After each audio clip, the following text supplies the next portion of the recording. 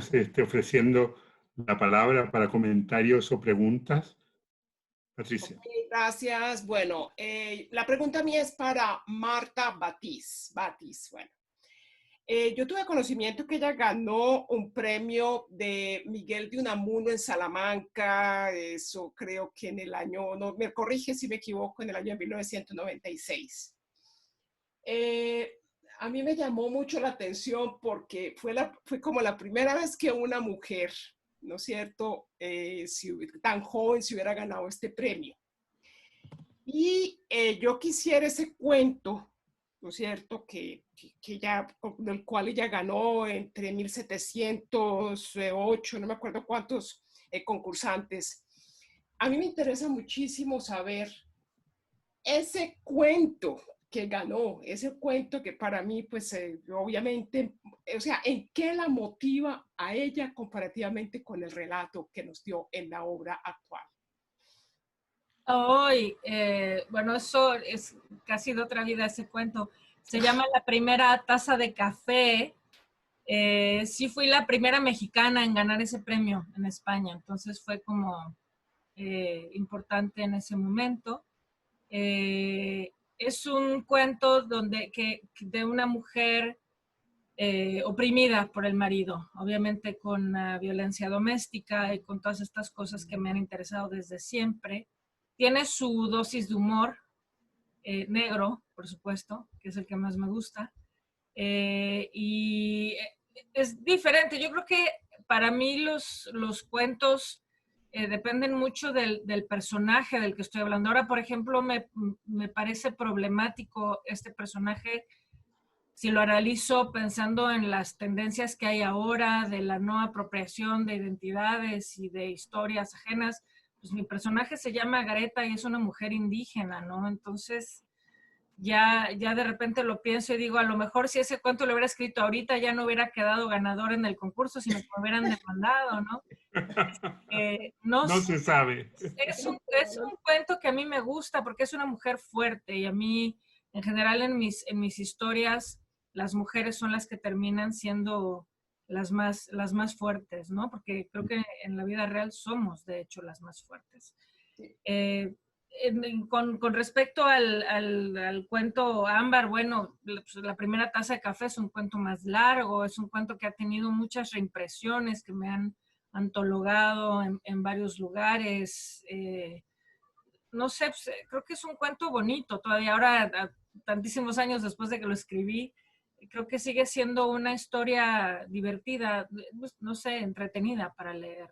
Un personaje al que yo le tengo cariño. No sé si con eso te contesté la pregunta. No, sí, no, gracias. Yo lo digo, o sea, me llamó mucho la atención este personaje porque actualmente aquí, pues yo soy colombiana y estamos viviendo, o sea, lo que es el confinamiento, que es por la pandemia, obviamente que nos toca a todos y mundialmente, pero ha habido, eso es lo que tú estás diciendo con relación a las mujeres que se quedan en casa, que son abusadas y que se tienen que quedar en casa porque no tienen otra alternativa. Entonces, de pronto me pareció muy bueno traerlo como a colación y precisamente pues ganaste. Es que es bien bonito que hubieras ganado el premio como mujer mexicana primera y la más joven, fíjate. Era una mocosa, una escuincla. No, gracias. Gracias, Patricia. Gracias, Patricia. Gracias, Marta. Bueno, seguimos ofreciendo la palabra. Hola, ¿qué tal? Gracias a todos. Estoy muy feliz porque escuchar las diferentes experiencias de los autores me es muy grato. Me estimula el pensamiento y eso es interesante. Siempre el papel del escritor es estimular precisamente el pensamiento y al respecto yo quisiera hacerle una pregunta a Dalia Mendoza. La fragilidad de los vínculos es súper interesante. No sé si has leído a Zygmunt Bauman. Es como un detonador para reflexionar qué está pasando con nosotros los individuos. Nos fragmentamos, nos perdemos, nos aislamos y a veces existe esta presión social de salir de uno mismo, de hablarlo, de comunicarlo, pero ¿qué pasa cuando, cómo lo ves tú? cuando uno quiere hablar, quiere entablar y se topa con una indiferencia, ¿no?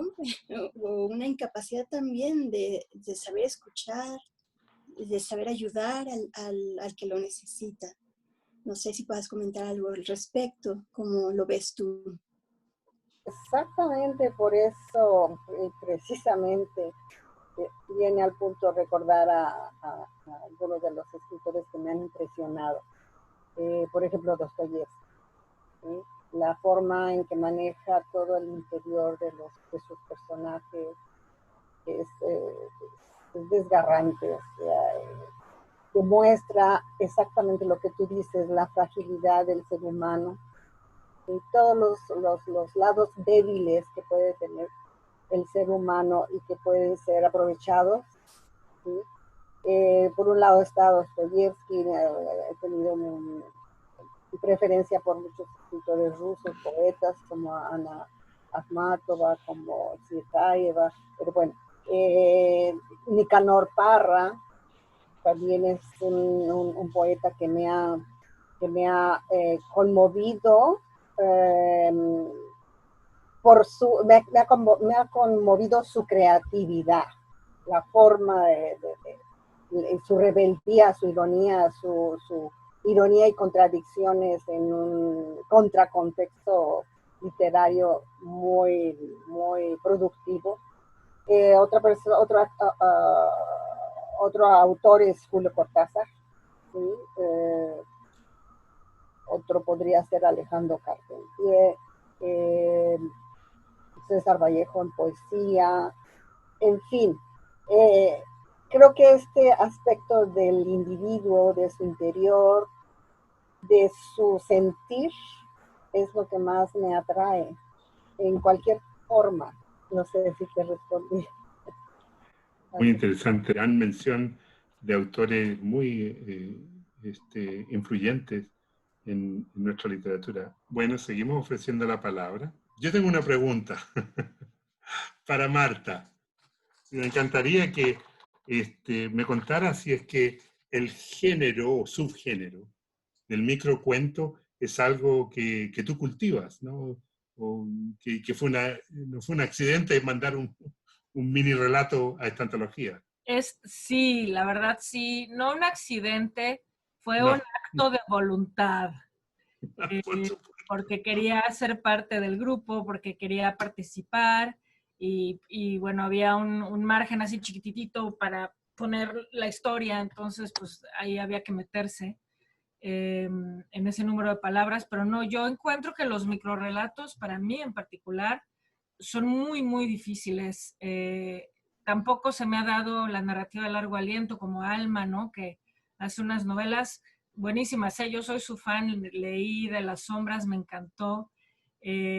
Realmente la gente que escribe novelas y que sostiene las novelas a lo largo de todas esas páginas, la admiro un montón. Yo nada más tengo una novela corta.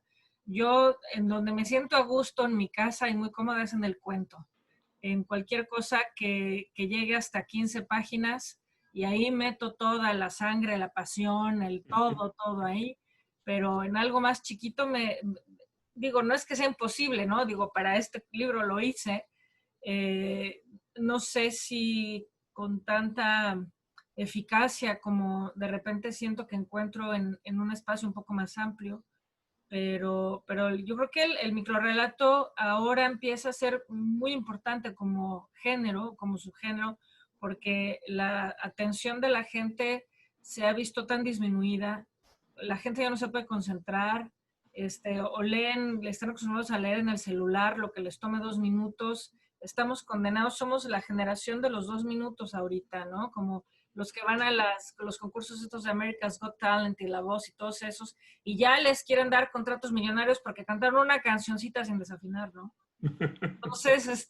somos la generación de eso, del triunfo instantáneo, del leo rápido, del solo leo el título, con 2 minutos de canción ya sea el mejor cantante del mundo. En ese sentido es horrible. Creo que lo que puede salvar o donde podemos colarnos para que ese panorama sea un poquito menos desolador y mediocre es a través de la construcción de buenos microrelatos, ¿no? Entonces, por eso yo creo que este libro cumple una función muy importante y muy necesaria, y además que viene muy, muy a cuento en este momento en el que realmente la gente, su cerebro no le da para más de, en 2 minutos se les acaba el chip, ¿no? Entonces, Claro. Sí, muy interesante lo que dice Marta, porque un poco intenté explicarlo en la introducción, ¿no? En el prólogo del libro, que precisamente, ¿no? Cómo empieza este género a ser tan importante, porque todos queremos escribir muy corto. Y bueno, escribir corto, y queremos escribir corto, pero escribir bien, ¿no? Eso es la calidad literaria, decir, ser capaz de decir algo en 200 palabras, ¿no? Como decía Dalia, ¿no? En un cuento ella quería contarlo todo en 200 palabras. Con esas limitaciones tenemos que movernos, ¿no? Muchas gracias, Marta. Estamos de acuerdo otra vez. Yo quería decir algo en cuanto a los microrrelatos, y es que estoy de acuerdo con Marta de que ahora todo el mundo o mucha gente quiere leer corto, rápido y de alguna manera abarcar mucho terreno. Entonces, leyendo textos cortos, pues se abarca mucho. Y nosotros nunca habíamos publicado microrrelatos o relatos cortos, y nosotros hicimos la convocatoria el año pasado cuando todavía no existía la pandemia ni soñábamos que iba a suceder algo así, pero la hicimos porque después de tener la experiencia en la Feria Internacional del Libro de Bogotá y en la Feria del Libro de México, Ciudad de México, en el 2017, nos dimos cuenta que las antologías eran muy apetecidas. En este sentido, pues es muy bueno porque una antología puede abarcar mucho terreno a muchos escritores, y así la gente también se da una idea de lo que está pasando y de quiénes son los que están escribiendo en Canadá, en este caso. Así que hicimos la convocatoria y por eso fue que nació Relatos Entrecruzados. Fue un gran aprendizaje, fue muy bueno, y me parece que sí, que los microrrelatos van a tener cada vez acogida y que la gente desea leer relatos cortos. Yo creo que hay una pregunta. Ricardo levantó, Tobar, que levantó la mano. Tengo una pregunta para Marta Patis, ahora que estamos hablando de los microrrelatos. Bueno, estaban comentando ustedes acerca de lo complejo que es escribir un cuento, y más un cuento corto, a diferencia de la novela. Bueno, sabemos que el cuento está más emparentado con la poesía, ¿no? Tiene una economía muy medida de palabras, y la estructura pues es bastante compleja, ¿no? Muchos autores de verdad creen que es más complejo escribir un cuento que una novela. Y bueno, cuando uno lee los cuentos de Cortázar, por ejemplo, esos cuentos que, como decía él mismo, ¿no? A diferencia de la novela, cuando él comentaba que la novela ganaba por puntos, pero el cuento ganaba por nocaut, bueno, me parece así como que algo bien relevante, ¿no? Pero la pregunta para Marta, y con respecto al microcuento, me gustaría preguntarle qué piensa ella de el cuento o del microcuento El dinosaurio de Augusto Monterroso. lo amo a Monterroso, y me Sí. encanta el cuento del dinosaurio. Es el cuento más corto en nuestra lengua. 7 palabras. Sí, claro. Sí, es una joya. No, yo amo a Monterroso, me encanta además todo lo que hay detrás, ¿no? Toda la denuncia política que hay en lo que escribía, y la profundidad que hay en esas ovejas, ¿no? La oveja negra y las demás. Yo soy muy, muy fan de Monterroso. Me gusta mucho. Jamás, estoy segura que jamás voy a poder escribir nada que le llegue, pero ni a los talones. Entonces, normalmente cuando escribo trato de no ser tan masoquista y no autosabotearme y no pensar así, porque entonces ya no escribiría yo nada, ¿no? Pero creo que los cuentos sí son un reto. Escribir un buen cuento, y la gente no se lo imagina, porque me pasa cuando doy clases todo el tiempo. Llegan y piensan que porque saben redactar, ¿no? Escribir una oración o lo que sea, ya van a poder escribir una historia, y no no se piensa que para escribir un cuento y cualquier texto de ficción literario, pues tienes que tener un personaje, un conflicto, un antagonista, un lenguaje claro, algo concreto, cosas evidentes, tienes que usar los sentidos, todas las cosas que tienes que meter al ruedo, que es como si dices, bueno, pues yo como ya sé caminar, ya voy a hacer ballet. No, pues no. O sea, sí caminas, pero pues no vas a poder hacer ballet, ¿no? O sea, escribir bien es como aprender a levantar la patita en el ballet igual. Y en cuanto a, perdón, mis metáforas cuando hablo son así todas siempre muy, muy pedestres, perdón, pero así, Está bien. así pienso cuando estoy al vuelo. Y a mí me gusta comparar los géneros porque una de las pocas cosas que me obsesionan y me encantan son los perfumes. Entonces, yo creo que la novela es como un hermosísimo eau de toilette. El cuento es como el perfume, así, y la poesía es la esencia, es el aceite, ¿saben? La base del perfume, que es que con una gotita perfumas todo, ¿no?